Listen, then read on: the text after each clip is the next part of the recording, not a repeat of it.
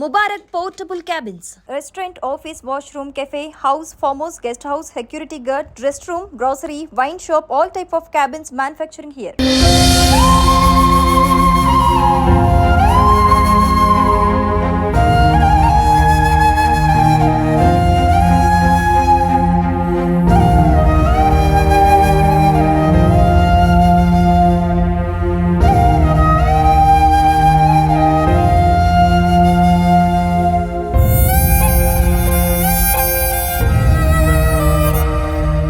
నమస్తే, welcome to Suman TV Karimnagar.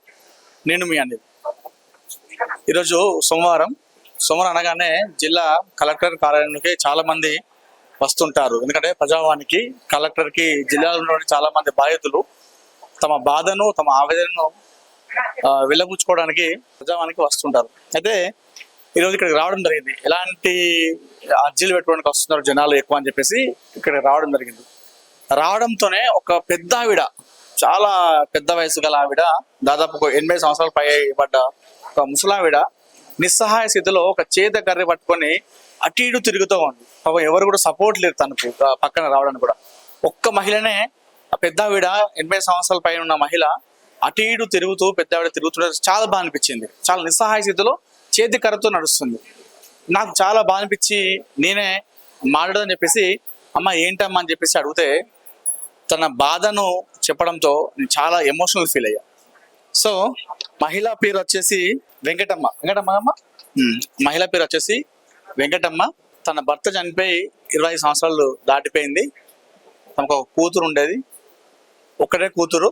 చాలా అల్లారు ముద్దుగా పెంచారు, చాలా గారాబంగా పెంచి పెళ్లి చేయడం జరిగింది. ఆవిడ దగ్గర ఉన్నటువంటి ఆస్తులంతా కూడా లాక్కొని తను నిర్దాక్షిణ్యంగా ఆ పెద్ద ఆవిడను కన్న తల్లి అని చూడకుండా 80 సంవత్సరాలు పైబడ్డ మా అమ్మ బయటికి వెళ్తే ఎట్లా బతుకుతుంది, నడలేని సిచ్యువేషన్లు ఉన్నాయని చెప్పేసి కనికరం లేకుండా బయటికి వెళ్ళగొట్టడం జరిగింది. 4 సంవత్సరాలుగా పెద్ద ఆవిడ తిరుగుతూ ఉంది ఇట్లా ఆఫీసుల చుట్టూ. ఒకసారి స్క్రీన్ లో చూసుకోవచ్చు మీరు. ఈ పెద్ద ఆవిడని చాలా బాగా అనిపించింది. ఇంత దారుణమైన పరిస్థితి అంటే ఒకసారి మాట్లాడదాం ఏందని చెప్పేసి. అమ్మ ఎక్కడ మీది, ఏ ఊరు? ఏమైందమ్మా? ఒక్కదే బిడ్డ, ఎప్పుడు పెళ్లి చేసారు? తర్వాత అలా నాని తిండుట నేను ఇయ్యలేదట. ఇంతకెళ్ళి వెళ్ళగొట్టిండ్రు, గేటుకు తాళం వేసి కొట్టిండ్రు. మా ఆయన చచ్చిపోయి 20 ఏళ్ళకి ఎక్కువ ముసలాడు చచ్చిపోయింది కొట్టు అని నేను పట్టించుకోలేదు. ఇక ఆఖరి ఇంట్లోకి వెళ్ళి వెళ్ళగొట్టిండ్రు. అంటే ఎందుకు వెళ్ళగొట్టారు? దేని గురించి అట? నాది కాదట, వాళ్ళ నాన్నదట. మీ భర్త అని చెప్పి. నా భర్తది అయితే మా నాన్న తిండు ఇయ్యలేదు. నువ్వు ఇంట్లోకి అల్లుడు బిడ్డ. ఓకే, మన నాన్నది అంటే ఒక నాన్న కాదు కదా, అమ్మ నాన్న అయితేనే కదా ఒక జీవం అనేది బయటకు వచ్చేవారు ఎవరైనా సరే. కొట్టింది ఎలా కొట్టింది 4 ఏళ్ళ. ఇప్పుడు మన 4 సంవత్సరాలు ఎక్కడ ఉంటాను? కిరాయికుంటానావా? ఒక్కదానివే అండుకున్నాడు తినుకుంటా? ఇక తాతనైతే లేదు. మరి ఎవరన్నా మీ బంధువులకు చెప్పినావు, మరి మీ చుట్టాలకు చెప్పినావు, మరి ఇట్లా ఉందంటే వాళ్ళు చెప్పారు. చెప్పితే అడిగినా కానీ నాకేం లేదే, నాకేమి ఇయ్యకు. నన్ను చూసి ఏం తీసుకుంటారు, హాస్టల్లో పైసలు వేసి హాస్టల్లో వేయమని అన్నా. అది లేదు ఇది లేదు, నేను పైసలు లేవు నా దగ్గర, నేను వెయ్యా అంటే నాదే అదంతా మా ఆయన సంపాదించింది నేకుంటాము. 50 లక్షలు వస్తాయి, నాకు 20 లక్షలు, నువ్వు 30 లక్షలు తీసుకో, నేను హాస్టల్కి పోతానని అన్నా కానీ ఇంటలేరు. ఏదన్నా ఇంటలేరు. మరి ఎందుకట? మరి దేనికి బాధ? ఏం బాధ మరి? అదే ఇక ఇల్లు అంతే మాట్లాడతారు. పైసలు లేకుంటది, అవన్నీ పైసలు కావా? 6 గుంటల జాగా ఇల్లు, 3 కోట్ల ఆస్తి. 3 కోట్ల ఆస్తి మొత్తం. మరి 4 ఏళ్ళకి నీకు ఫోన్ చేయలేదు, మరి ఎక్కడున్నా అడుగుతుందా, వస్తుందా? మరి అడిగది ఏది అడిగదు. బిడ్డల కోటి బియ్యం పెసి రమ్మనలేదు. వాళ్ళు ఇంట్లోకే పోవద్దట.